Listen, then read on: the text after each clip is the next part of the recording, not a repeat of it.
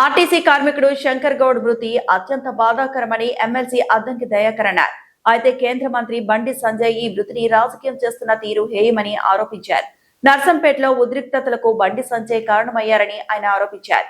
BRS నాయకులు కార్మికులను రెచ్చగొడుతుంటే BJP నాయకులు శవ రాజకీయాలు చేస్తున్నారని దయాకర్ విమర్శించారు. ఆర్టీసీ కార్మికుడు శంకర్ గౌడ్ మృతి తెలంగాణ ప్రజలకే కాదు తెలుగు సమాజానికి ఒక బాధాకరమైన అంశం.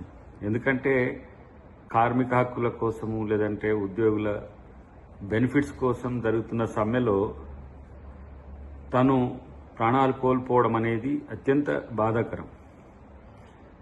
కానీ దాన్ని రాజకీయం చేయడానికి బీజేపీ నాయకులు ముఖ్యంగా బండి సంజయ్ చేస్తున్న తీరు హేయనీయం. ప్రత్యేకించి శవాల మీద పేలాలు ఏరుకునేలాగా ప్రవర్తించడం అనేది చాలా సిగ్గుచేటు.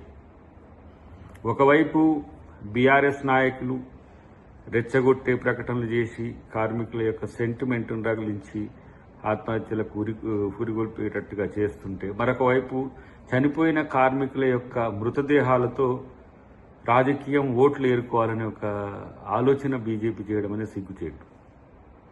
ఇక్కడ నర్సంపేటలో ఉద్రిక్తత కారణం ప్రత్యేకించి బండి సంజయ్ అటు వాళ్ళ ప్రెసిడెంట్ని పక్కన పెట్టి వాళ్ళ ముఖ్య నాయకుల్ని పక్కన పెట్టి తను చేస్తున్న శవ రాజకీయం తనకు మరి ఏ విధంగా నచ్చుతుందో తెలియదు. కానీ తెలంగాణ ఉద్యమకారులను తెలంగాణ కార్మికులను అవమానించేటట్టుగా ఉన్నది. అక్కడికి పోతే ఇష్యూ సెన్సిటైజ్ అవుతుంది అని చెప్పి పోలీసులు వారిస్తుంటే మనోడేంటిది కేంద్ర హోంశాఖ మంత్రి, అసలు తను మంత్రి అనేది మర్చిపోయి భావోద్వేగాలను రెచ్చగొట్టడం ద్వారా ఇలా ఇటువైపు ప్రభుత్వం ఏం చేస్తున్నది, మీరు సమ్మెలు చేస్తే ఏ విధంగా చేసిండ్రో బీజేపీ కానీ బీఆర్ఎస్ కానీ చరిత్ర తెలుసు.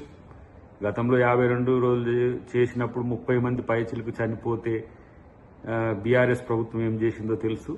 బీజేపీ పాలిత ప్రాంతాల్లో ఏ విధంగా కార్మికుల హక్కులను కాలరాస్తుందో తెలుసు.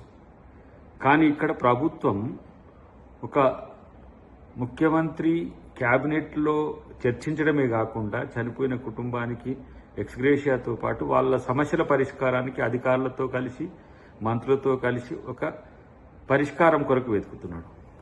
మరొక వైపు ఒక మంత్రి నేరుగా శంకర్ గౌడ్ కుటుంబాన్ని పరామర్శించి ఎక్స్గ్రేషియా ప్రకటించడంతో పాటు కార్మికుల సమస్యలకు మేము కట్టుబడి ఉన్నామని దాదాపు 32 అంశాల్లో 29 అంశాలకు ఇప్పటికీ క్లియరెన్స్ ఉన్నది. విలీనం కానీ లేదంటే కార్మిక యూనియన్ల రీస్టోర్ చేయడం కానీ దానికి సంబంధించిన పిఆర్సీకి సంబంధించిన అంశాలు 2-3 అంశాలు ప్రధానమైనవి పరిష్కరించడానికి ప్రయత్నం చేస్తుంటే ఇలాంటి శవరాజకీయాలు చేయడం అనేది అది బీజేపీకే చెల్లు. మరిన్ని అప్డేట్స్ కోసం మా ఛానల్ని సబ్స్క్రైబ్ చేయండి.